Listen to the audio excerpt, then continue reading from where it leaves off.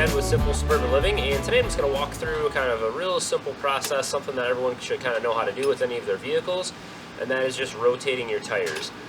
This is something that a lot of times if you buy tires from a major chain tire place, they will offer free rotations and things like that for you. But as your vehicles get older and your tires get older, you may not have that option anymore, and it's something that you need to do. It's usually a good idea to do right along with your oil changes. So at least once a year or even twice a year, you can go ahead and rotate your tires, just depending on how many miles you drive on your car. Why do we rotate tires? The vehicle is going to wear differently depending on where the tire is. So the tires in the front obviously are going to wear differently than the back, as well as the left and the right. And so if you just left your tires on the same sides in the same position for all of the miles that they're supposed to last, they're going to wear unevenly, they're going to wear through quicker, and you're going to end up not getting the life out of the tires that you should. So it's a good idea to rotate them. You really can't rotate them too much. The more often you rotate them, the evener the wear is going to be, and so you can't go wrong that way. But you definitely want to do it at least once a year. So there's a couple of simple things that you're going to need in order to do this. A good jack is going to make this process a lot easier, but you definitely could use the jack that came with your vehicle for changing your tire. Although a floor jack or a jack like this would make things a lot easier. I always try to keep some blocks. I'm just using a couple 2x4 or 2x4 here and a 4x4. This will be kind of wheel blocks. You could also use chuck blocks, or if you have some type of wheel blocking things, those plastic ones that you buy, you can use those also. You'll need something to take the lug nuts off the tires, obviously. I'm just using the crowbar or the tire iron that came with my vehicle. A four-way would be easier, and even easier yet would be some type of an impact or pneumatic wrench if you have one of those. You're also going to need some jack stands for this. You really can't do it without them, because you're going to need to get all four tires off the ground at once in order to get these tires rotated. So I'll go ahead and show you kind of the pattern of how we're going to rotate the tires. There's a specific pattern that they should be rotated in order to get the maximum life out of your tire. So I'll show you that, and then we'll dig into the process here. Okay, so we're going to test out my diagramming skills here. I'm just going to show you here on the sidewalk with some sidewalk chalk how to rotate the tires. So there's two different main kind of patterns that we're going to talk about here today, and there's actually a third as well, which I'll discuss. So the first thing we need to do when you're looking at rotating your tires is determine whether you have a directional tire or not. Most of your SUVs and trucks are going to have non-directional tires. There are low-profile tires and sports cars and some foreign vehicles and things like that. Performance tires and other things that you may find are directional. How do you know if they're directional? You can look on the sidewall of the tire, and generally it will tell you directional. It will actually say the word directional, or it'll have some type of arrows on the sidewall of the tire that represent which way the tire is supposed to turn. So if you have a directional tire, you can't cross the tire. So you can't take the one on this side and put it over on this side, or this to this side. They're designed to be on one side of the vehicle or the other. And so if you find you have a directional tire, it's very simple. You're going to take your rear tire and swap it out with the front tire on this side, and then same thing on this side. Just take the rear to the front and the front to the rear. That's all you're going to do for a directional tire. Now, directional tires aside, what do you do with a non-directional tire, which is probably the majority of the tires that we're gonna see?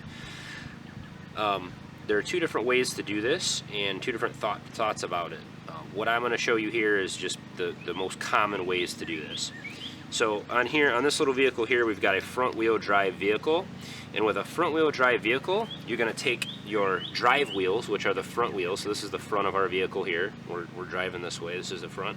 We're going to take your front tires, and you're just going to move them straight to the back. So your drive wheels are going to go straight to the back. And you're going to crisscross your back wheels. So this back wheel over here is going to go all the way over to the front, and this back wheel here is going to go on the other side on the front. And so that's how you're going to rotate them for a front wheel drive vehicle. If you don't know if your vehicle's front wheel drive or not, you can definitely look that up, or ask online, or ask me and I'll answer in the comments. Okay, so real simple. Your front wheels are going to go straight back to the rear. Front wheel goes straight back to the rear. Your rear wheel is going to cross to the other side and get mounted up in the front. Rear wheel back here, cross to the other side and get mounted up in the front. So front wheel drive vehicles here. Now on a rear wheel drive or four wheel drive vehicles, generally we rotate them a little bit differently. So we take our drive wheels from the back and we take those straight to the front. So our drive wheels from the back, they get slid straight up to the front position, and then your front wheel gets crossed to the opposite side. Okay, this front wheel over here gets across to the opposite side here. So it's just the actual reverse of what we did on this one. So again, the rear drive wheels are going to move straight up to the front position on both sides, and then your front wheels are going to get crisscrossed over onto the rear side in here, and then same on this side. So this is for rear wheel drive vehicles. So this is the most common ways to do things. You can also just crisscross all of them on a rear wheel drive vehicle as well. Just take this one to this side, this one to this side, and flip flop them.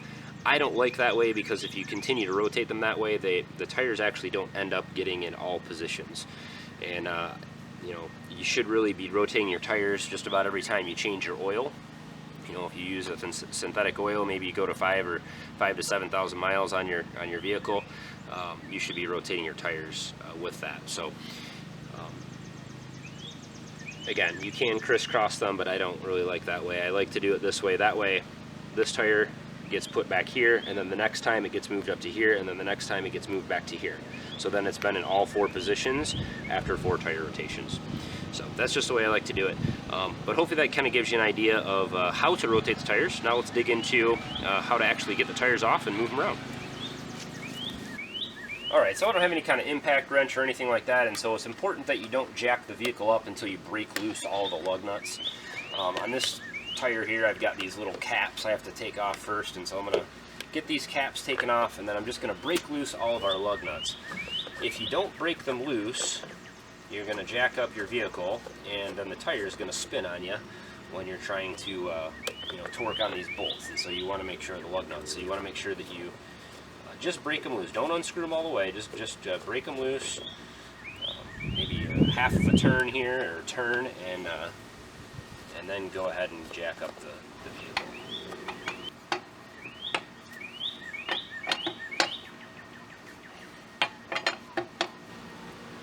Alright, before you get things jacked up, obviously you want to make sure your vehicle's in park, and you could even put the parking brake on if you want to.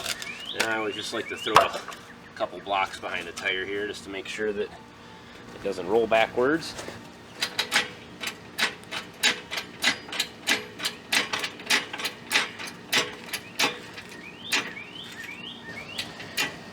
Okay, so we've got our jack stand placed under here, and just one thing to mention, obviously you want to make sure that you're jacking the vehicle up and using your jack stands under a solid piece of frame. So you don't want to jack it up by any of the tie rods or any of the other linkages or brackets or braces or anything else underneath the vehicle. Always make sure you're using a solid part of the frame. Okay, so I've got the vehicle all jacked up, and like I said, we're using 2 jack stands and then the regular floor jack, so we can have 3 points of the vehicle jacked up at the same time. You can probably jack up the whole rear end at once or the whole front end at once as well, but I like to do it this way. It's a little bit safer, and I can keep those blocks underneath one of the tires. One of the tires is still on the ground, and that way there's no chance the vehicle's going to shift and roll. You're not jacking the vehicle up a lot. I've just got about enough to slide my hand underneath it here, so it's not that far off the ground at all, and we're ready to get these tires switched out.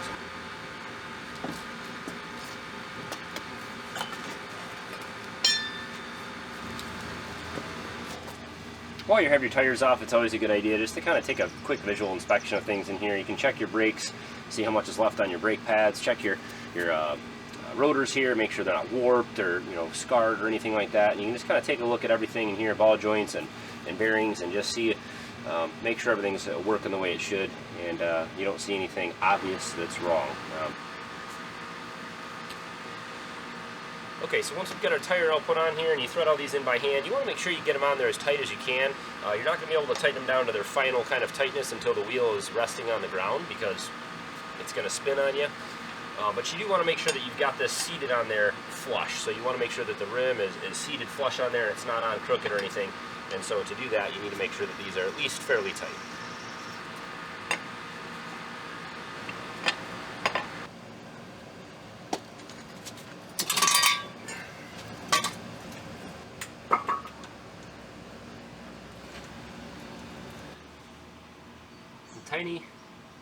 Tiny little toad out here. There's like 1,000 of these things in our yard. Little babies. They almost got squished. Okay, so one thing that you do not want to forget, trust me, because many years ago when I first started doing my own repairs on vehicles when I was in my early 20s, I made this mistake. Don't forget to tighten the lug nuts. So the easiest way to do this, once you get all your jack stands pulled out and you've got everything back flat on the ground, you're ready to go around and tighten up all 4 tires. Make sure you don't forget any tire. Make sure you go in order and get them all done. And the best way to tighten lug nuts up on any vehicle is kind of doing a star pattern. You don't have to do it this way, but this is just kind of the best way to go. So start at whatever one you want to. Get it good and tight. Jump straight across from it. Get it good and tight.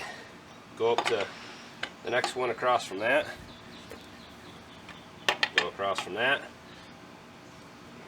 Across from that. Across from that. That's all of them. And I go around one more time and just make sure you got them good and tight.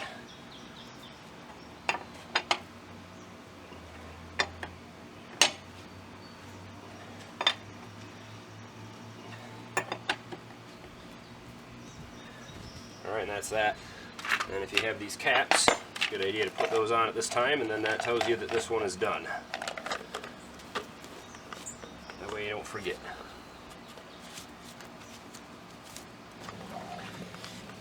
And while we're out here working with the tires, this is a good opportunity to check all of our air pressure. Well, that pretty much wraps it up for the tire rotation walkthrough or tutorial here. So hopefully you guys found it informational, and you know, hopefully this inspired you to kind of get out and do some of your own auto maintenance. I know this is something that a lot of people have gotten away from doing. You know, it's easy to just take it to the quick change lube place or the dealership or the tire place and have them do this stuff and pay them $50 or whatever. And that's fine to do, but you know, when we talk about homesteading and we talk about self-sufficiency and self-reliance and prepping and all these other things that we talk about on this channel, this is just one of those things that's very simple to do. It just requires about an hour of your time, and it's very easy to do along with your oil changes, which again I think you should be doing by yourself.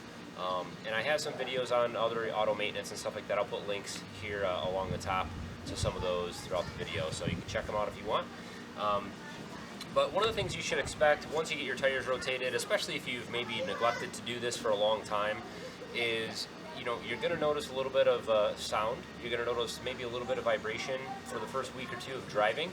And that's just kind of the tires just wearing into their new position. If you do this on a regular basis and you do this the way that you should, you really don't notice any difference once you rotate them.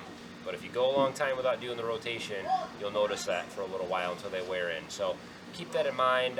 You know, if it continues to wobble or vibrate or cause some other type of issue, then you want to take it in because you may have a balance issue or you may have an alignment issue, which is something that you need to take it into the auto shop to do. So, but as always, you guys, I appreciate you watching. Please hit thumbs up on the video if you found it informational or useful at all. Subscribe to the channel if you're not already, if you'd like to follow along with other stuff that we have going on around here and other auto and home repairs and sustainable living type stuff and gardening and all kinds of things. Anything you can pretty much think of we have here on the channel. So I'd love to have you follow along. And as always, guys, thanks for watching. Have a good one.